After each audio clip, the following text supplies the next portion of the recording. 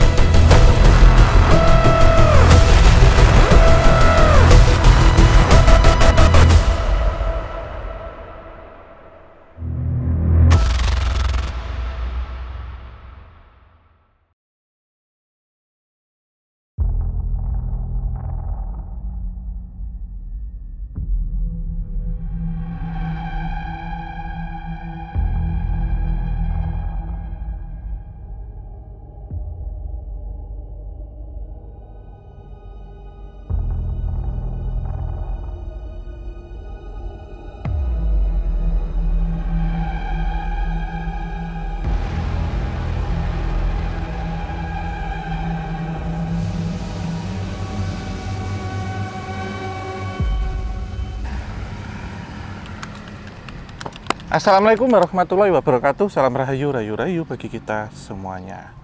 Sawadikap. Sawadikap. Di mana kita nih? Ya, ini kita sudah tiba di kota tua negeri Thailand. Wah. Yaitu Ayutthaya. Iya. Nah, ini salah satu tempat yang saya request memang, Mas. Jadi kita mengunjungi situs bersejarah kerajaan lama dari ibu kota dari kerajaan Thailand atau ibu kota lamanya negeri Siam sebelum kemudian pindah ke Bangkok gitu. Jadi udah lama banget, berapa tahun Om kira-kira? Iya, jadi kalau kita melihat ya, kota Ayutthaya ini dibeli oleh Raja Ramadipoti yang pertama atau Raja Utong. Itu di tahun di sini gitu. Di satu lokasi yang dipilihnya. Dan Ayutthaya menjadi ibu kota itu di pertengahan abad ke-14 hingga pertengahan abad ke-18. 18 ya? Iya, jadi kira-kira di tahun 1350 hingga tahun 1760-an. Sebelum kemudian ada penyerangan dari Burma atau sekarang kita sebutnya Myanmar. Gitu. Nah, kerajaan Ayutthaya sendiri kota Ayutthaya sendiri. Jadi ini saya bolak-balik selimpat sebenarnya. Kerajaan Siam yang memilih beribu kota di Ayutthaya itu sebenarnya diambil dari frase kata Ayodhya, Mas. Ayodhya? Ya. Ayodhya itu artinya adalah damai kemudian suci yang ada di epos cerita Ramayana. Diambil untuk penamaan yang di sini. Dan mencapai masa kejayaan atau keemasan itu di abad ke-15 hingga 17. Kenapa ini kemudian sekarang hanya terlihat runtuhan? Jadi ada banyak faktor. Jadi sebelum dipindahkan memang banyak sekali terjadi konflik dan intrik negatif antara sesama bangsawan yang memimpin di sini.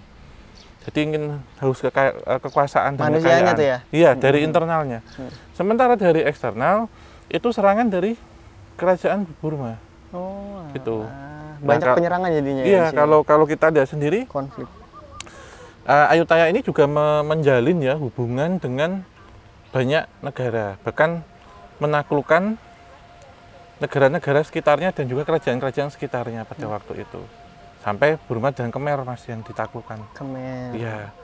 Nah, Ayutthaya sendiri itu memang satu tempat yang sangat strategis karena dia ada di 3 pertemuan sungai. Itu salah satunya adalah Sungai Chao Phraya. Chao Phraya. Dan ada beberapa sungai-sungai yang lain sehingga di sini menjadi satu kota bandar untuk perdagangan dan juga pusat bisnis yang berkembang, termasuk politik juga, dan menjadi budaya sampai hari ini. Gitu. Jadi lokasinya sangat strategis, Om ya. Iya. Dan waktu penyerangan Burma ke sini itu memang menimbulkan banyak sekali kerusakan. Banyak warganya yang kemudian dibantai, dibunuh, ditahan, dan kemudian juga ada yang mereka dibawa gitu untuk dijadikan pekerja. Oh, alah, gitu. Diperbudak ya? Diperbudak ya. Jadi kalau kemudian kita flashback ya di pertengahan abad ke-18 tahun 1700-an waktu terjadi satu kekacauan, banyak sekali mayat-mayat bergelimpangan sebenarnya, Mas. Di area sini? Ya, tidak jauh dari sini sih. Memang ada beberapa lokasi bahkan dihanyutkan di sungai. Sungai-sungai gitu. yang kita sebut tadi, yang Om sebut tadi ya? Di sungai-sungai itu. Dan sejak itu kemudian akhirnya peradabannya di sini ditutup. Sudah selesai. Dan sekarang meninggalkan reruntuhan, dan ini juga sangat dikonservasi ya, di bawah perlindungan dari UNESCO. Ditetapkan sebagai warisan budaya dunia. Jadi ini sebanding dengan kalau di Indonesia situs, kalau saya ya, lebih ke situs klasik Majapahit atau Trowulan. Ya, yang ada di Mojokerto, Jawa Timur. Dan secara konstruksi juga kita lihat ini menggunakan batu bata merah. Sebenarnya, Mas, kesamaannya itu seperti bisa kita lihat ada pengaruh-pengaruh dari India dan juga Sri Lanka, Ceylon. Yang terakhir adalah ada pengaruh juga dari Khmer atau Kamboja. Nah, ini hampir kalau kita lihat ini secara desain arsitekturnya mirip yang ada di Kamboja, yaitu di Angkor Wat. Oh, Angkor Wat, ya. Jadi ini tuh apa sih, Om? Maksudnya candi kah, atau monumen kah, atau tempel kah, atau vihara kah? Iya, sebenarnya ini menjadi satu bangunan suci ya. Mungkin kalau di negara kita sebanding dengan candi. Karena hampir di setiap relung ini dulu ada patung-patung Buddha. Ini yang masih tersisa. Dan juga banyak sekali penjarahan sebenarnya, Mas. Selama ini kemudian ditutup itu banyak sekali penjarahan-penjarahan. Selain dirusak juga ada penjarahan. Gitu. Jadi ini sebenarnya tempat suci yang dipergunakan untuk sembahyangan, untuk sesuatu hal yang sakral pada waktu itu ya. Dan ditinggalkannya ini. Jadi bisa tempel, bisa kuil, macam-macam di sini. Gitu. Oke. Kan itu dari segi fisiknya, Om ya? Nah, ini secara Mas Amey ada beberapa clue yang bisa saya tanyakan ya. Ketika tadi terjadi penyerangan itu kondisinya seperti apa? Apakah banyak yang meninggal di sekitar sini? Saya tidak sebut di sini, tapi apa di sini? Penggambaran ini dulu megahnya seperti apa? Betul. Gitu. Dan tempat ini sangat terlindungi gitu. Iya. Nah, ini Mas Amey. Secara energi, coba sembari ini, Mas, panas soalnya. Panas banget ini, Om. Iya. Jadi aku emang agak-agak bingung merasakan mana energi negatif ataupun mana panasnya matahari di atas kepala. Tapi yang pasti sih, Om, dulu tempat ini yang benar-benar dilindungin banget. Kayak ada tempat-tempat yang dipakai buat ritual-ritual seperti itu. Dan ini langsung energinya tuh ke atas. Untuk korban-korban yang tadi disebutkan itu nggak ada sih, Om, kalau untuk di sini, Om. Iya, memang. Tapi lebih banyak adalah bantaran sungainya itu yang tadi. Iya, di desa-desa ya. Desa-desanya gitu. Karena tempatnya dilindungi. Gitu. Namun ya sebenarnya kerusakan-kerusakan yang terjadi ini emang paling banyak malah udah dekat-dekat ke sini gitu loh. Abad-abad yang dekat-dekat ke sini karena dirusak sama ya pencurian yang tadi. Itu sih. Ya, penjarahan tadi karena kan banyak emas juga sebenarnya di sini, Om ya. Benar. Iya, batu permata juga gitu. Karena ini mungkin Sobat Javanica yang penasaran dan berkunjung ke sini ya. Ini juga ada Buddha tidur. Jadi kalau kawasan Ayutthaya ini kalau saya sebandingkan sebenarnya Trowulan, Mas. Dan masa periodisasinya itu hampir sama. Jadi di pertengahan abad ke-14 tahun 1350 sekian itu Majapahit yang ada di Jawa itu pun juga sedang berkembang, sedang masa jaya-jayanya, bahkan ada juga di masa waktu yang sama.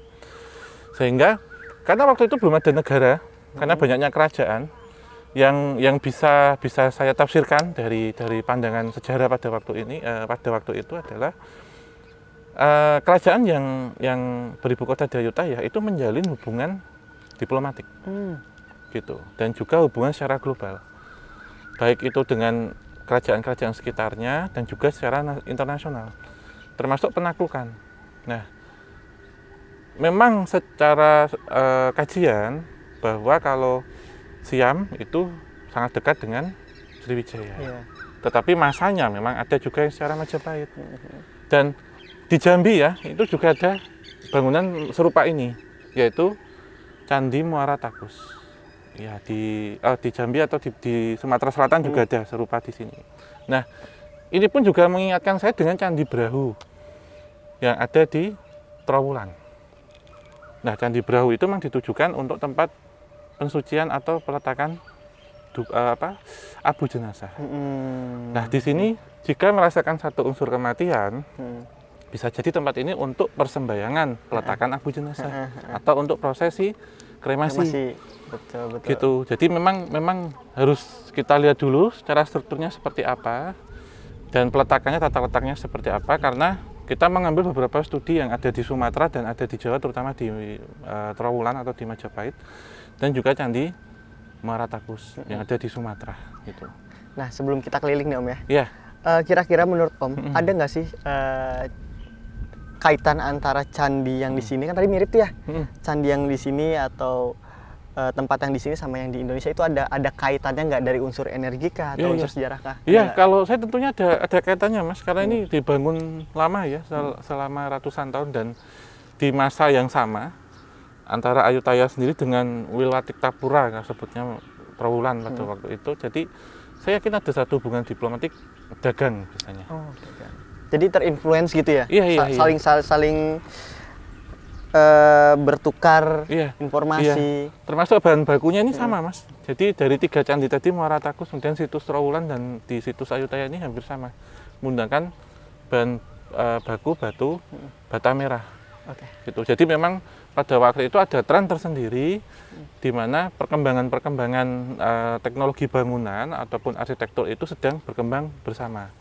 Dan dari pakem yang hampir sama, karena kita ambil yang di Asia Tenggara, misalkan di Kamboja atau Khmer, tadi ada Angkor Wat, ada di Ayutthaya, Wilwatikta, kemudian di candi di Sumatera, di Muara Takus tadi, dan satu lagi, ini juga ada patung Buddha tidur ya. Tadi kita lihat di awal, di Trowulan juga ada, walaupun itu dibangun baru.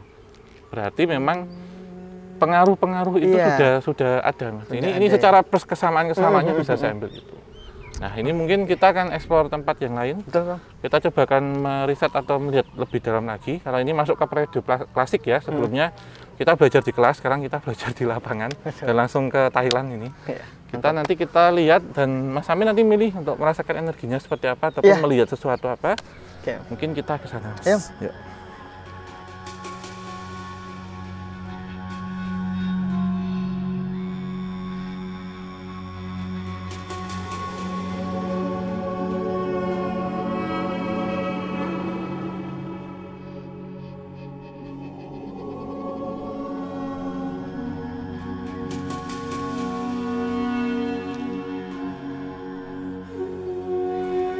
Ini Om ya, kan kalau dilihat-lihat nih, tadi kan udah keliling-keliling sedikit ya.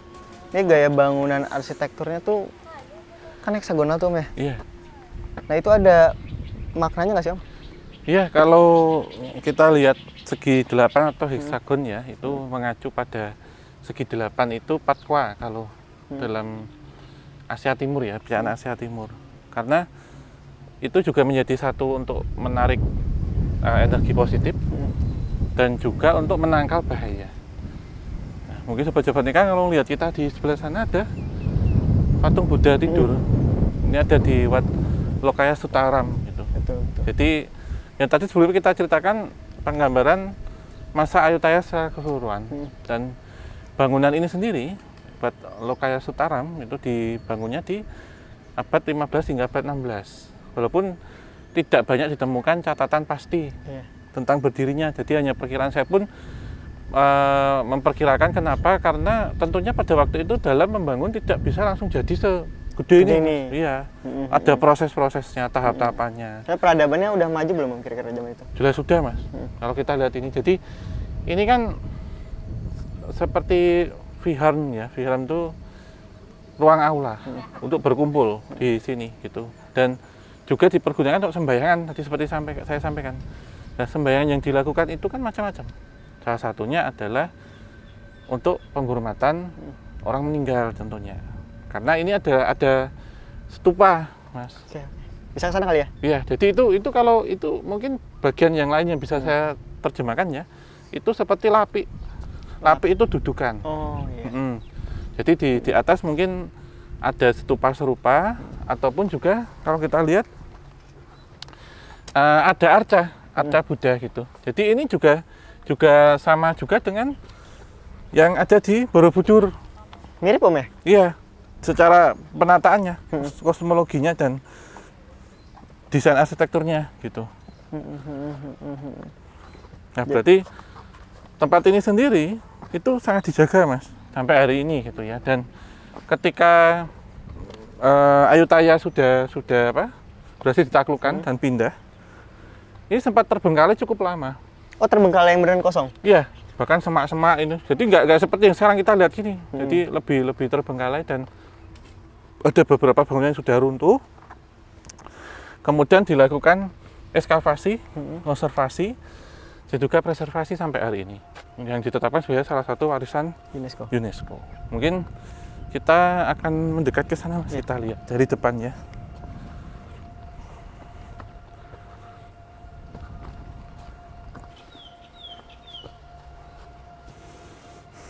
Ya, jadi kalau kita lihat dari sini ya, Mas ya, ini kan main brang ataupun main pagoda, jadi pagoda utama. Saya sebenarnya mendapatkan satu gambaran tuh ada kemiripannya juga dengan Candi Brahu yang ada di situs Trowulan, Wilatik Tapura Mojokerto Mojopahit.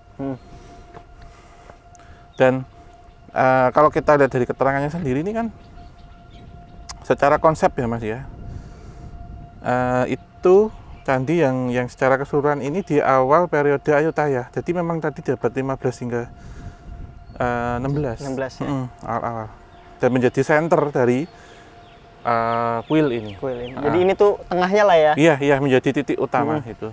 Nah, ini juga kalau zaman dahulu ya sering dilakukan juga laku-laku pradaksina atau berjalan syarat dengan jarum jam mengelilingi. Gitu.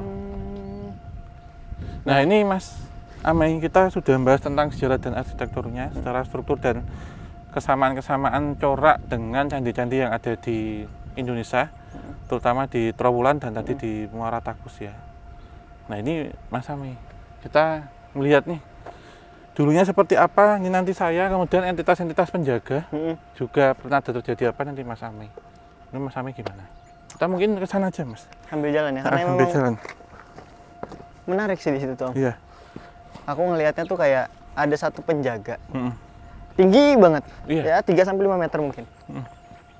Dan itu sosoknya tuh kurus, terus di sini muka ya. Maksudnya muka itu ada 1, 2, 3 gitu loh. Dan dia berdiri begini. 3 muka ya? Iya. Dia berdiri di sini. Nah, di sini nih, di tengah-tengah sini. Pohon. Betul. Nah, itu apa Om kira-kira?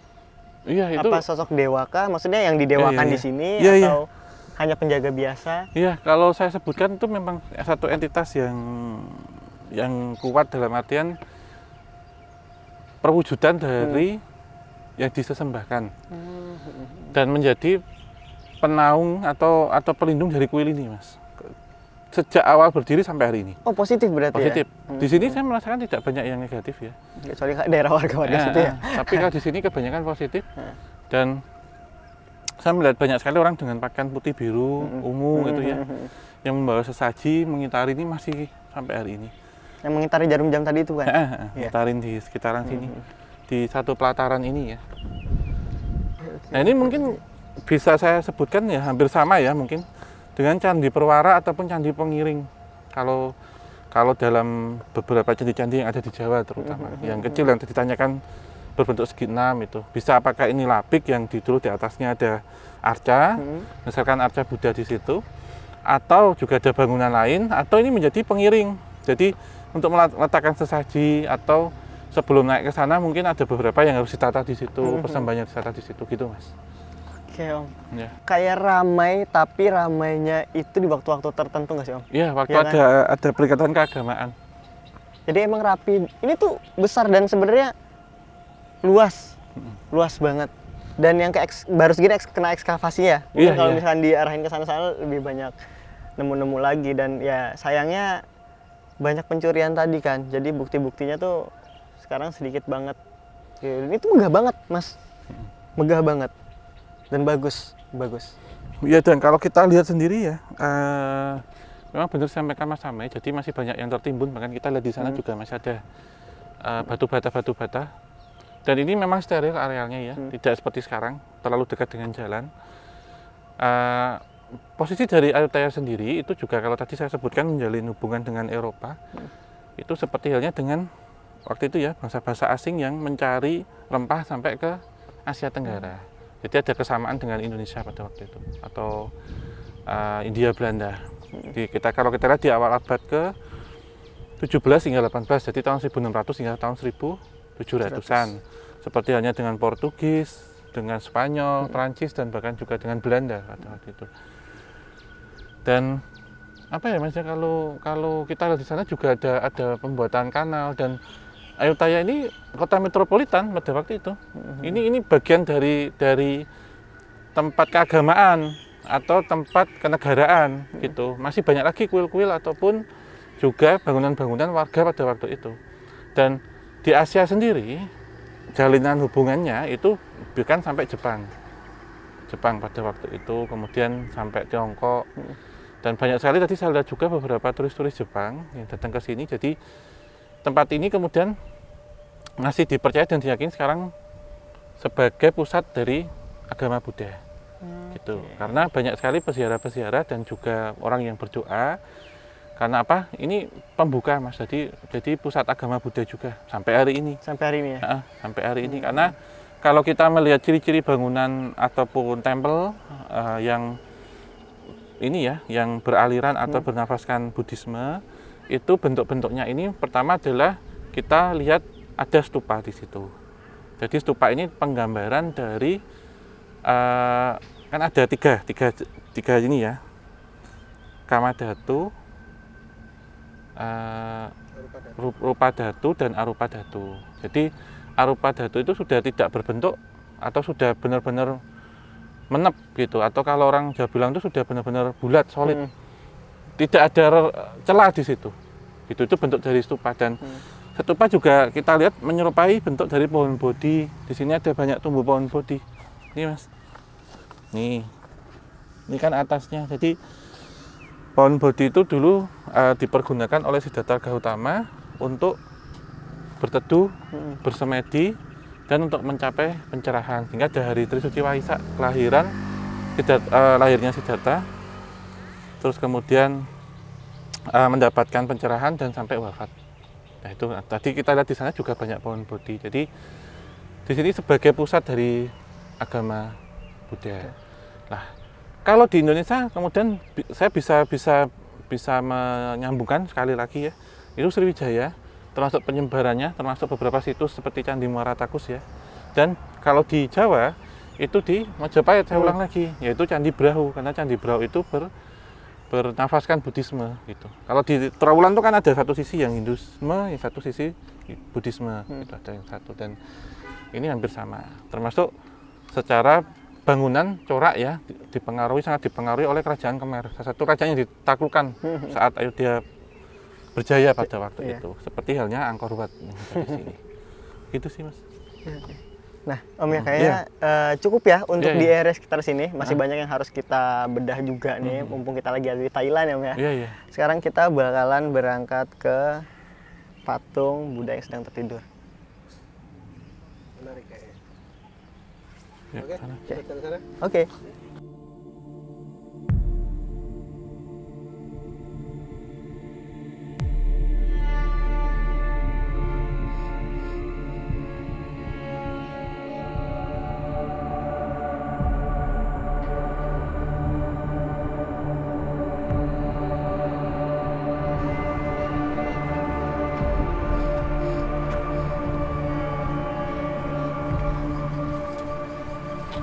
Wah ini Om ya, Iya. Budanya. Nah ini yang tadi saya ceritakan ya, patung Buddha tidur di Wat Lokaya Suparam ini. Jadi ini menjadi satu pusat agama Hindu, jadi pusat agama Buddha yang terbesar, bahkan memberikan salah satu sumbangsi yang sangat berarti ya terhadap kemajuan persebaran agama Buddha. Dan pada waktu itu kalau kita lihat ya Mas ya, kerajaan di Siam itu juga banyak mengirim biksu-biksunya ke Jawa. Oh, ke Jawa sana. Iya, dan juga ke Sumatera. Salah satunya di Sriwijaya menjadi pusat persebaran agama Buddha pada waktu itu. Dan kalau kita lihat tadi ya, saya lupa menceritakan bahwa daun pohon bodhi itu kan serupa dengan stupa. Itu yang kemudian mengilhami ya ketika membangun stupa. Jadi candi-candi atau tempel yang bercorak agama Buddha itu tambun-tambun, gemuk-gemuk. Tapi kalau candi yang bercorak agama Hindu itu ramping. Ya, lurus gitu. Jadi pasti ada bulatan di situ. Pasti lapiknya itu bentuknya bulat karena lambang dari Padma, lotus atau terate untuk sebagai dudukan gitu. Nah, ini sendiri kita di sini ya Mas ya, yang Mas Ame lihat atau rasakan apa di sini? Kalau aku sih yang dirasain dari patung ya, Mbak? Ya keseluruhannya, auranya ya. Ini kayak udah beberapa kali mengalami perbaikan sih Om. Jadi benar. Apa ya, kayak ya nggak bisa aku rasain detail banget gitu bahwa ini orisinil 100% ada dari zaman dulu, tapi masih ada energinya, positif banget. Dan aku dapat apa ya, tadi penging banget kuping tuh. Katanya kayak salah satu mencari ketenangan adalah dengan beristirahat, salah satunya banyak-banyak istirahat. Seperti itu sih Om. Istirahat yang cukup gitu loh. Aku dapat itu sih. Tapi ada makna sesungguhnya nggak sih dari patung Buddha tertidur ini? Iya, kalau saya sendiri secara detail saya kurang tahu Mas, karena di luar dari keimanan saya, keyakinan saya, tapi memang melambangkan satu sikap atau yang tenang, gitu, santai, tenang gitu. Mungkin nanti Sobat Javanika yang berkepercayaan atau beragama Buddha mungkin bisa menulis ya makna dari Buddha tidur itu seperti apa, gitu sih. Kita kemana lagi nih Om, bisa di sini Om? Nah ini kan kita ada di patung Buddha tidur.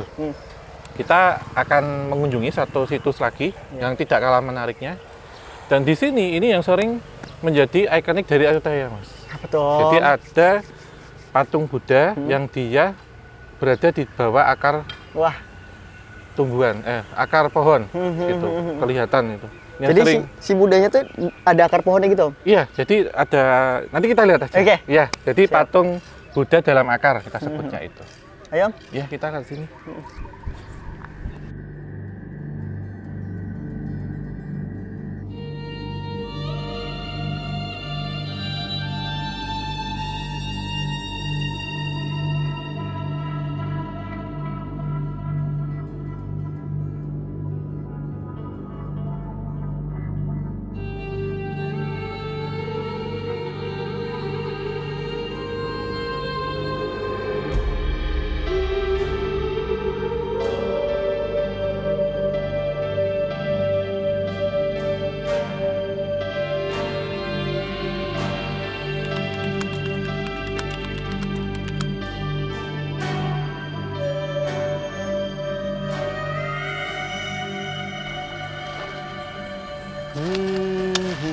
Ya, ini kita ada di situs berikutnya nih, Mas Ame. Wat Phra Sisanpen. Ya, benar. Ya, jadi yang unik dari ini itu ada 3 ini ya, stupa besar, atau disebutnya cabu, ada tiga jenis ini, dimana pada masa itu ya, ini sebenarnya dibangun waktu kejayaan kerajaan Ayutthaya. Wow, masih nyambung dong? Masih, jadi di pertengahan abad ke-15. Jadi awal-awal ya, awal-awal kejayaan. Dan kuil ini salah satu yang terbesar, Mas. Salah satunya yang terbesar. Yang didedikasikan untuk acara-acara keagamaan penting dan utama bagi kalangan bangsawan dan kerajaan. Khusus. Ini dulu ada di dalam wilayah istana. Istana Ayutthaya sendiri. Ada bagian dari Istana Ayutthaya yang kemudian akhirnya dipisahkan sendirian karena difokuskan untuk acara-acara penting itu. Mungkin penduduknya banyak kali zaman dulu ya? Iya jelas. Tapi ini seperti royalnya gitu, khusus. Dan para biksu itu tidak tinggal di sini. Berbeda dengan kuil-kuil atau wat-wat yang lainnya. Gitu. Nah, dari 3 bangunan ini sebenarnya arsitekturnya itu kental sekali dengan arsitektur Ayutthaya awal. Gitu. Yang sangat kental itu dengan Sri Lanka dan India. Sebelum kemudian Burma atau Myanmar itu menghancurkan tempat ini lagi, Mas, gitu. Tuh, jadi tidak ada pengaruhnya dengan Khmer seperti yang sebelumnya kita kunjungi. Gitu. Ini memang yang pure asli desain arsitektur Ayutthaya. Nah, dari 3 tempat ini yang paling besar itu juga diperuntukkan untuk menyimpan abu jenazah raja. Oh, abu jenazah tapi bangsawan-bangsawan? Iya, khusus raja dan kalangan darah birunya. Royal blood-nya. Anaknya gitu, saudaranya ya. Yang membuat ini menjadi lebih megah, menjadi terkenal apa? Adalah adanya patung Buddha terbuat dari bahan bakunya itu logam mulia, yaitu emas. Di mana, Tom? Nah, di sebelah sana, di ini, dudukan-dudukan tuh, Mas. Nah, ini yang disebut dengan Prasisampet. Itu adalah patung Buddha emas. Buddha emas. Gitu. Ya. Jadi kuil patung Buddha emas kalau kita terjemahkan buat Prasisampet itu. Itu maaf loh kalau saya ejaannya ini nyebutnya pronunciasinya salah. Gitu.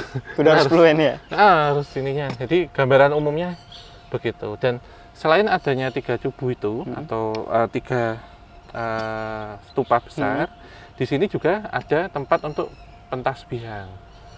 Gitu. Kayak gimana, Om, tasbihan itu? Jadi seperti untuk apa? Penobatan lah, gitu.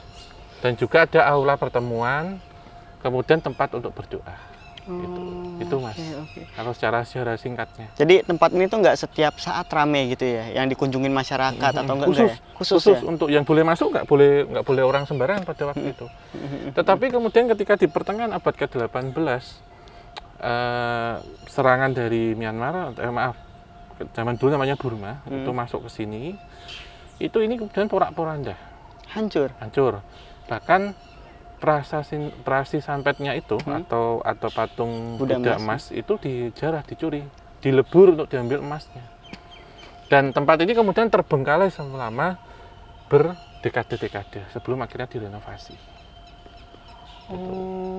Alah. Ya, jadi tempat sebagus ini ya? Iya, jadi ini memang ada di bagian dalam istana, menjadi bagian dari istana, kemudian dipisahkan sendiri, dikeluarkan. Maksudnya bukan dipindah, tapi dulu memang satu bagian, Mas, kemudian ini disendirikan, dikhususkan. Dan untuk acara keagungan kerajaan, acara keagamaan terutama. Karena apa? Karena ada Abu Reja di sini. Pantesan ya, dari energinya yang kerasa tetep ya dah. Ini tuh kayak kerasa energi makam-makam kuno gitu loh. Iya, jadi beberapa cubu ataupun stupa besar itu memang diperuntukkan untuk menyimpan abu jenazah ya. Seperti yang saya terjemahkan. Kenapa? Karena ini juga ditemukan yang tadi kalau saya ulang lagi di Indonesia. Nah, itu di mana itu? Di Jawa. Ya itu tadi seperti di Trowulan, Candi Brahu, ada di Candi Muara Takus, seperti itu, Mas. Jadi memang diagungkan karena juga penggambaran dari selain bentuk dari stupa itu sendiri kan juga gunung. Kalau kita lihat di Jawa terutama dan di beberapa pulau-pulau yang ada di Indonesia, itu gunung itu kan agung.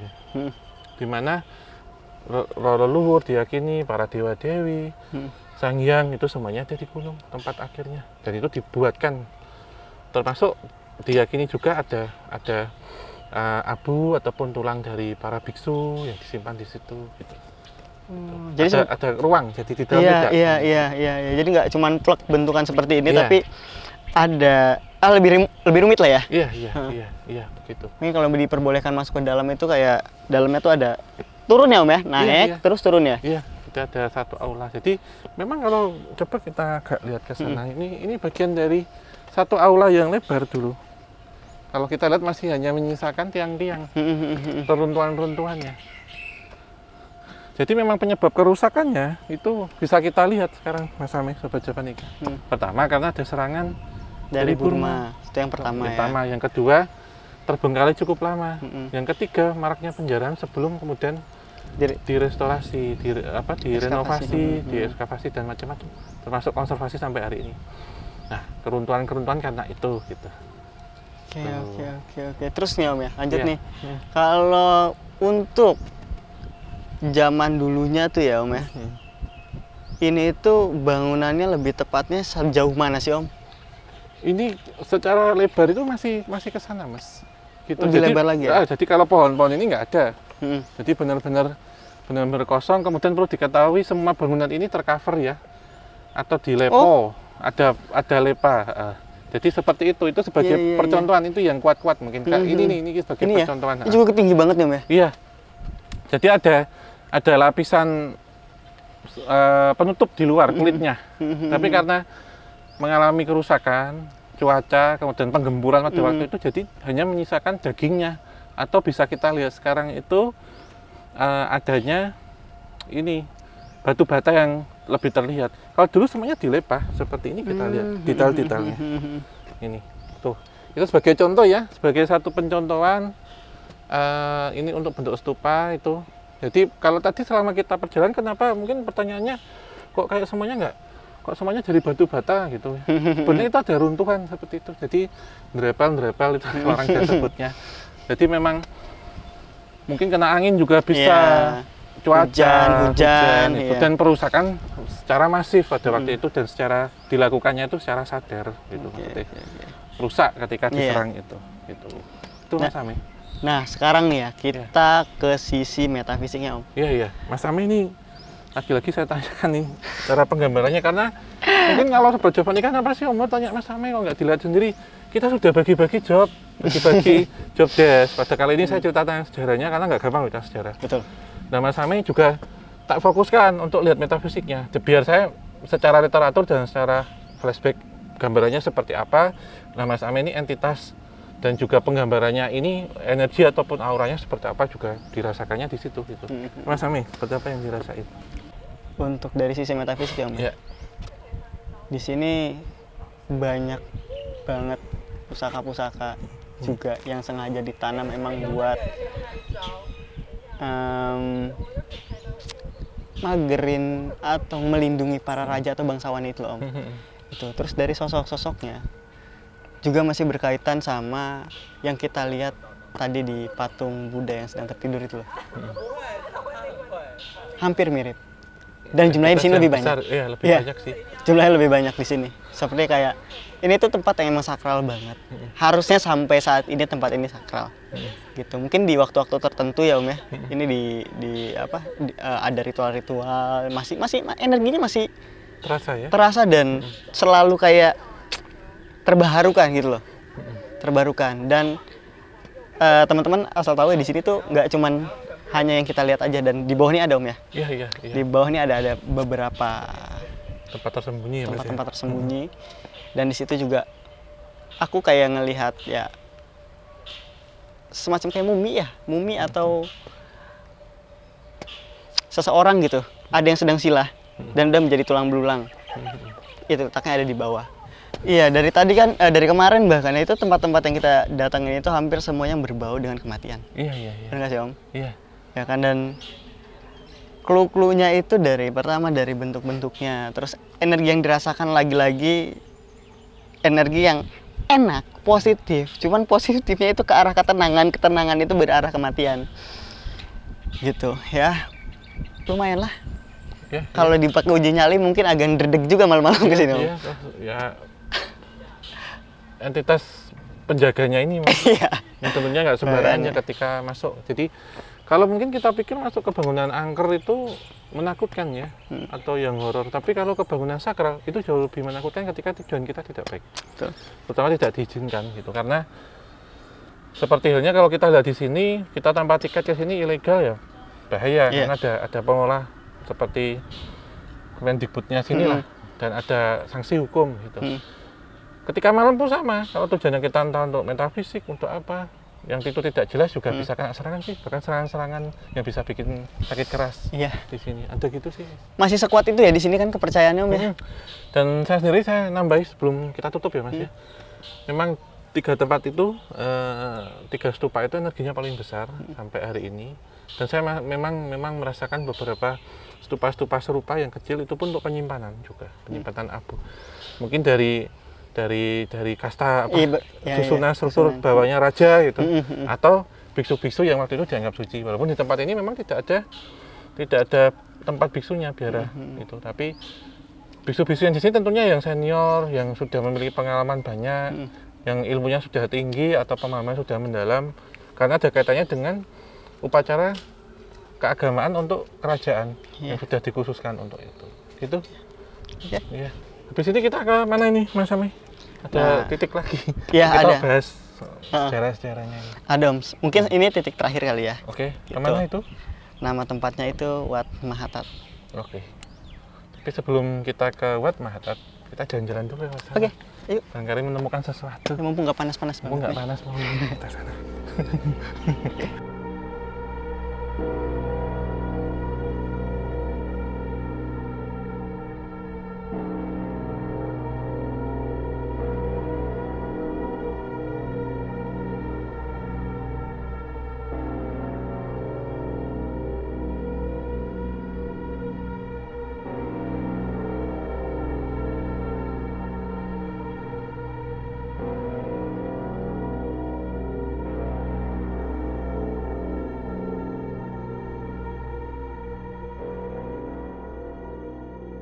Nah, sekarang kita udah ada di Wat Mahatat. Iya. Ya kan Om? Iya benar. Gimana untuk kali ini rasanya nih? Iya, jadi kalau beberapa kuil ya atau wat yang kita kunjungi sebelumnya itu memiliki satu kisah sendiri-sendiri. Untuk kali ini kita ada di Wat Mahatat. Ini lebih tinggi. Wah, ya kah? Secara spiritual dan keagamaan. Oke. Jadi namanya Wat Mahatat. Ya, jadi kuil yang ditujukan untuk menyimpan secara besar ya relik Sang Buddha. Itu Maha besar, Tat itu relik. Jadi relik-relik kalau kita lihat ini banyak ya memang relik-relik ya, walaupun nggak utuh ya. Iya. Ini kalau kita setarakan atau kita lihat itu hampir sama dengan yang ada di Borobudur. Dan tingkat kerusakannya juga sama dengan yang ada di Borobudur. Kalau kita lihat reliknya, akan saya ceritakan kenapa kok banyak sekali relik Buddha yang tidak lengkap anggota tubuhnya. Itu kenapa nanti saya ceritakan. Nah, kuil ini sendiri, Mas Sami dan Sobat Javanika, itu dibangunnya di paruh dekade awal dan mendekati pertengahan, itu di abad ke-14. Jadi ada dua raja yang membangun. Diawali di raja yang sebelumnya dan diakhiri di raja yang berikutnya gitu. Karena memang didedikasikan khusus untuk menyimpan relik Sang Buddha. Dan para kepala biksu itu juga berdiam di sini, termasuk untuk pusat administrasi keagamaan gitu. Sangharaja itu jadi para biksu atas ataupun kepala biksu dari semuanya itu di sini ya? Iya, di sini. Biasanya apa tuh Om untuk aktivitas yang dilakukan? Iya, jadi kalau kita lihat mungkin kalau di universitas sudah setara dengan profesor, Mas. Oke. Jadi aktivitas pusat itu dilakukan di sini, keagamaan pusat. Nah, ini juga seperti pada penelusuran dan kita nampak tilas sebelumnya ya, kita temukan ada banyak stupa-stupa serupa. Yang membedakan jika di Wat Mahatat yang tadi di sebelah sana ya, stupa-stupa yang di sini tentunya tidak terlalu kuat atau kental dengan pengaruh Asia Timur, Asia Selatan, yaitu Sri Lanka dan juga India. Tetapi pengaruh Khmer itu sangat kuat yang ada di sini. Keterbalikannya ya? Iya, jadi Khmernya itu sangat kuat ya. Kalau kita lihat kan, kalau yang sebelumnya seperti itu tadi, yang ada apa, lebih meruncing ya. Dan bulat itu ya? Di sini kan yang itu, yang seperti kalau ini hampir mirip kalau di Kamboja dengan Angkor Wat. Sekilas tadi kalau kita lihat. Jadi pengaruh Khmernya kuat, dan pada masa lampaunya ornamen-ornamen yang ada di situ jauh lebih rumit. Kalau bisa saya analisis ya, dia tumpukannya itu lebih rumit dan juga lebih ramping. Jadi hampir sama dengan Prambanan.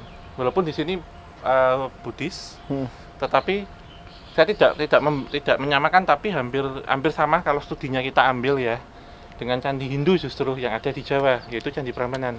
Jadi dia kecil dan meramping ke atas gitu. Oke. Di kemuncaknya itu semakin kecil tapi bulat, Mas. Gitu. Kalau kita lihat, jadi bentuknya itu naik gitu. Kalau yang ini kan naik kemudian ada seperti hiasan yang meruncing gitu. Kalau ini bulat gitu. Jadi kayak Angkor Wat yang ada di Khmer atau di Kamboja dengan aksen dan aksesoris yang waktu itu jauh lebih rumit. Gitu. Iya. Satu lagi nih Mas, nanti sebelum seperti biasa berkeliling. Secara Mas Ame merasakan energinya seperti apa? Tadi sebelum kita ke sini kita melewati satu tempat yang sangat ikonik. Itu apa itu, Mas?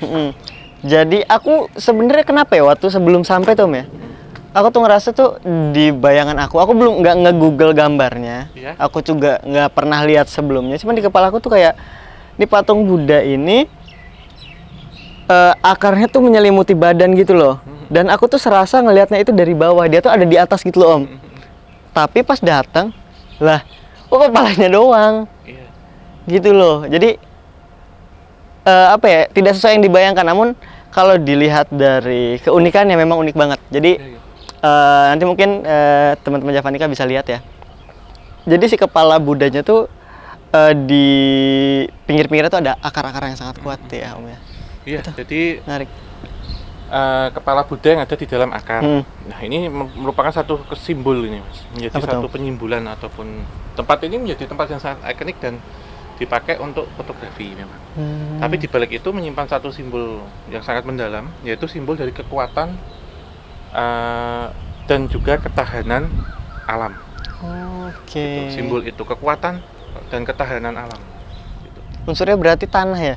Iya, tanah dan kayu. Oh, tanah dan kayu, iya. Nah, mungkin sebelum kita akhiri, saya mau ngajak untuk lihat satu buat pembanding ya. Ini arca-arcanya ini Om ya? Jadi mungkin jadi pertanyaan kalaupun kita ke Borobudur ya, arca-arca Buddha itu kenapa anggota tubuhnya nggak lengkap, entah itu kepala ataupun tangan. Iya. Jadi kebanyakan ya ketika tempat ini ataupun di Candi Borobudur setelah ditinggalkan dari peradaban selama ratusan tahun, sangat banyak sekali terjadi penjarahan-penjarahan. Lagi ya. Dan di pasar gelap internasional yang harganya mahal itu tidak secara utuh, hanya kepalanya yang dihargai mahal. Sehingga waktu itu cara mencurinya itu menurut saya sangat jahat. Kenapa? Tidak kemudian dipotong atau dipenggal Mas, tapi didorong agar kepalanya patah. Jadi misah secara alami terkesan. Jadi kepala Sang Buddha itu kalau di pasar internasional, pasar gelap itu harganya lumayan sangat mahal. Sangat-sangat mahal. Itu ada efek atau apanya nggak sih Om? Bagi kolektor sebenarnya. Cuman kolektor aja? Iya. Nah, pada waktu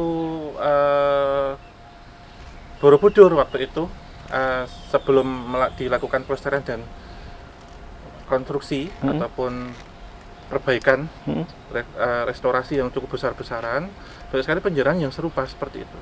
Sehingga kita temukan banyak sekali patung Buddha itu nggak utuh Mas, karena memang cara ngambilnya didorong.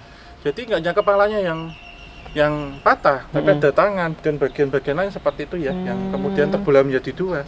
Bahkan kalau di Borobudur saya pernah melihat satu kepala yang dia pecah gini, tapi nggak lehernya, tapi separuh. Gitu. Itu bukan karena bencana, tapi karena ulah orang yang akan mengambil lah. Yang terjadi di sini ketika Kerajaan Ayutthaya sendiri ada di akhir peradaban di pertengahan abad ke-18, perusakannya juga besar-besaran oleh Burma. Kenapa tuh? Dirusak besar-besaran saat menduduki. Jadi ketika penyerangan pada waktu itu, sehingga arca-arca yang ada di sini pun selain mengalami kerusakan karena penjarahan, juga karena perang ya. Jadi sangat penyerbuannya itu besar Mas. Semuanya dihancurkan, dilululantakan kan gitu. Oke. Nah ini Om ya, kalau dilihat nih kan dari semuanya nih ya, hampir pecahannya tuh belahannya tuh hampir mirip. Bagian kaki, bagian badan, kepala tiga terus itu loh. Iya, karena didorong begini Mas. Kalau posisi seperti ini, misal didorong gini jatuh, kena siku duluan akan patah. Yang dimaksudkan kan kepala. Karena kalau kemudian dipotong rapi ya, karena kalau kita lihat ini kan karena terjatuh, bukan kemudian menggunakan apa? Pahat atau alat tertentu gitu, karena memang ini karena nggak rapi ya. Jadi saat terjatuh, misalkan tuh berhasil dapat kepalanya, nah kalau yang dapat ya rusak. Nah ini kan kita hari ini ya, Mas Ame ya dan Sobat Javanica, kita mengunjungi 3 lokasi yang berbeda. Tentunya dari 3 ini bisa kita simpulkan peranan dan energinya gitu. Kalau sebatas energi yang dirasakan, yang bisa disimpulkan apa Mas, sebelum kita akhiri penelusuran kita di Ayo Tayang? Untuk dari segi energi sendiri, bener sih Om, ini emang punya energi paling kuat dari yang sudah-sudah. Jadi kayak naik level ya, iya, 1, 2, 3 bener, itu. Bener naik. Dan ini selalu dijaga juga Om, sama. Jadi kayak setiap hari tuh mantra-mantra diucapkan itu nggak berhenti-berhenti gitu loh. Jadi ini kayak gini nih Om, ini aja ada energinya Om. Iya, benar. Si batu-batuan ini aja mengandung energinya gitu loh. Dan apa ya, kayak mudah dirasain Om, benar-benar mudah dirasain. Yang bisa Mas Ame mungkin ambil sampel, 1 di batu bata, 1 di arca Mas, coba.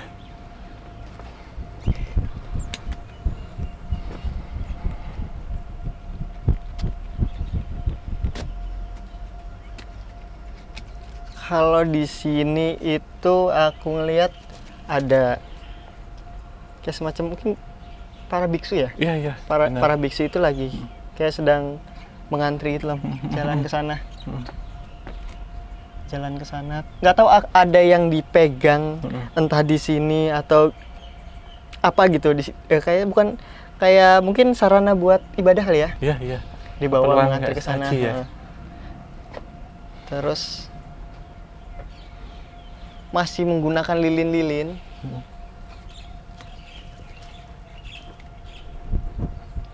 Itu sih Om paling Om. Iya. Untuk di sini, untuk di tempat ini. Untuk arca Mas mungkin 1.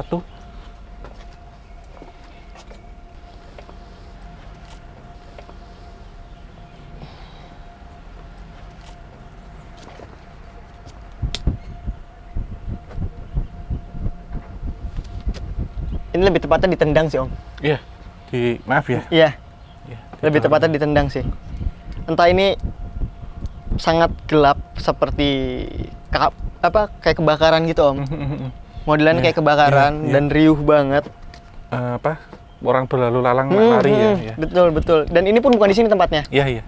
Ini baru dipindahkan ini. Bukan di sini.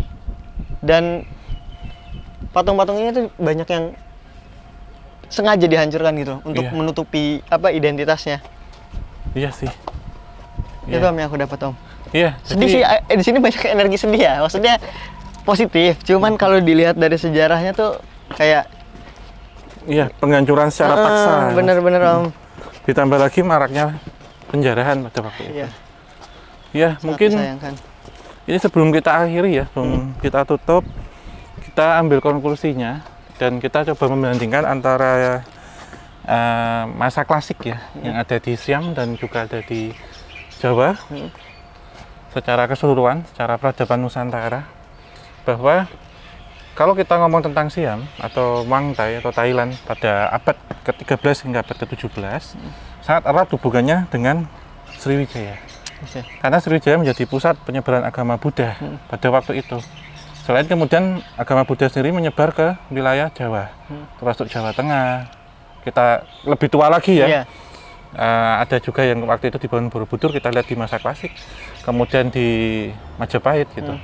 Jadi memang antara Khmer, kemudian Champa, Burma, Malaya, Sri Lanka, kemudian ada juga Siam dan wilayah Majapahit ya, Wulatikta ataupun Kerajaan Sriwijaya pada waktu itu terikat kuat gitu, termasuk hubungan diplomatiknya ataupun hubungan secara global itu tidak hanya sebatas dagang, jual beli, tetapi juga ada misi keagamaan, politik, dan juga persebaran arsitektur, gaya ataupun desain bangunan pada waktu itu. Karena pengaruh-pengaruh itu ternyata bisa ditemukan di banyak tempat, Mas.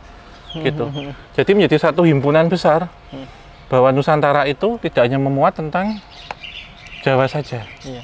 Tetapi juga memuat tentang Asia Tenggara. Karena apa? Karena waktu itu belum ada satu negara yang berdaulat menjadi republik seperti sekarang. Betul. Jadi wilayahnya itu ya cakupan antara kerajaan-kerajaan. Iya.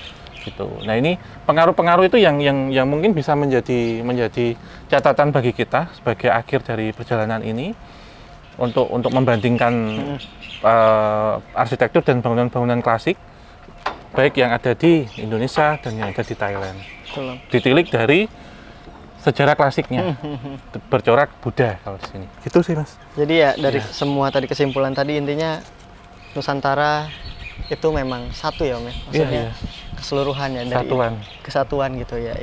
Indonesia ada juga kesamaannya dengan yang di Thailand. Mungkin nanti kita kemana mungkin ada kesamaan juga ya Om ya. Kita belum tahu ya. Iya, kalau saya mungkin yang akan menjadi misalkan kemudian kita membandingkan dengan negara Asia Tenggara lainnya adalah Kamboja ataupun Myanmar. Karena kita sebut ya, gitu. Apakah jika kita tambah kemudian ada Indonesia, ada Thailand, kemudian ada Myanmar dan Kamboja, apakah kesamaan-kesamaan dan perbedaannya seperti apa? Karena ini kita mencari persamaan dulu, belum pertidaksamaan atau perbedaan. Gitu. Jadi kalau kemudian kita tarik lebih jauh lagi, ada Borobudur di situ, kemudian Sriwijaya, ada Mataram klasik, adanya tadi ya Borobudur, kemudian ke Jawa Timur, Wilwatikta ataupun Majapahit. Nah di sini ada Kerajaan Ayutthaya, yang itu juga ada pengaruhnya dengan Burma, kemudian ada Sri Lanka, Ceylon, ada juga apakah dengan Khmer, Kamboja. Nah, berarti waktu itu menjadi satu kesatuan yang disatukan dengan itu tadi misi-misi.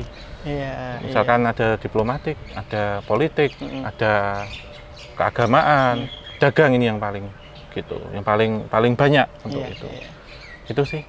Dan yang mungkin kita sebagai salah satu yang turis ataupun yang ada di Indonesia sendiri sebagai warganya gitu ya, lebih baik benar-benar harus dijaga ya Om ya. Hal seperti ini ya, dibanggakan gitu, karena peninggalan-peninggalan bersejarah seperti ini nih yang pertama selain bisa membantu warganya juga untuk mendapatkan penghasilan gitu kayak dari jualan dan lain-lain di sekitarnya, terus juga bisa membuat kita kayak flashback time traveling ya Om. Iya, dan ini menjadi satu bukti arkeologis ya, yang sangat bersejarah, dan ini akan harus dilestarikan. Kenapa? Karena betul. Bangsa yang besar dapat dihancurkan ketika generasi mudanya lupa akan sejarah leluhur dan bangsanya. Nah, ini menjadi satu bagian dari proses pelestarian. Jika di sini kita ada Wat Mahabad, di Indonesia kita punya Borobudur. Gitu. Itu sih. Oke. Kita akhiri. Terima kasih teman-teman yang sudah bertugas semuanya. Terima kasih juga buat Javanica yang sudah support dan menonton konten-konten KTJ. Dan kita masih ada perjalanan Om ya? Ya, tetap kita ada di Kisah Thailand Jawa. Journey. Ya, KTJ Special Edition. Journey of Samsara. Kita masih lanjut di beberapa lokasi-lokasi. Tentunya di sini tidak hanya menyajikan konten sejarah, kita juga akan menelusuri tempat-tempat yang penuh mistis, berhantu seperti apa. Termasuk budaya-budaya. Karena misi kita sebenarnya membandingkan banyak hal. Tidak hanya membandingkan tentang sejarah budaya, tetapi juga membandingkan entitas astralnya. Ya, ditunggu-tunggu biasanya. Oke, kita tutup. Tetap dukung Kisah Tanah Jawa dan juga podcast Obrolan Santai dengan cara like, subscribe, nyalakan lonceng, dan share sebanyak mungkin. Dan jangan lupa juga buat membershipnya di Obrolan Santai ya Om ya. Ya.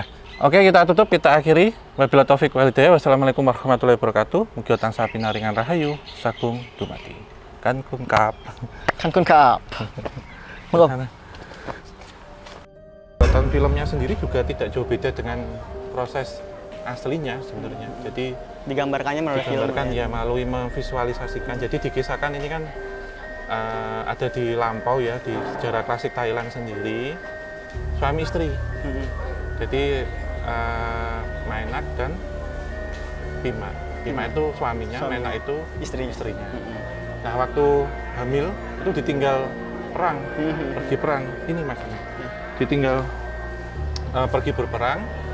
Kemudian singkat cerita ya, itu Maenak itu tewas dalam kondisi melahirkan.